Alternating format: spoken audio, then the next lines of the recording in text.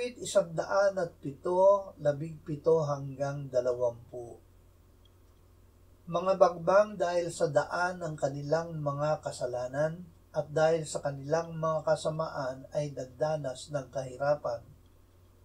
Ang anumang uri ng pagkain ay kinasuklaman ng kanilang kaluluwa at sila'y nagsilapit sa mga pintuan ng kamatayan.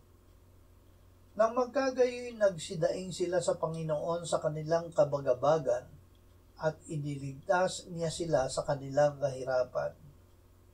Sinugo niya ang kanyang salita at pinagaling sila, iniligtas niya sila sa kapahamakan.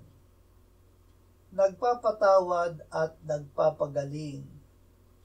Ang Diyos ay nagpapatawad ng lahat nating mga kasamaan at nagpapagaling ng lahat nating karamdaman. Nagpatotoo ang salmista, sinugo niya ang kanyang salita at pinagaling sila, iniligtas niya sila sa kapahamakan. Ang salita ay ang Panginoong Hesus. Sa simula ay ang salita at ang salita ay kasama ng Diyos at ang salita ay Diyos. Sa simula ay kasama na siya ng Diyos. Nasa kanya ang buhay at ang buhay ay siyang ilaw ng mga tao.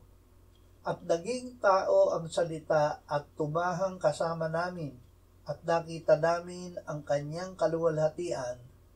kaluwalhatiang gaya ng sa tanging anak ng Ama, puspos ng biyaya at katotohanan.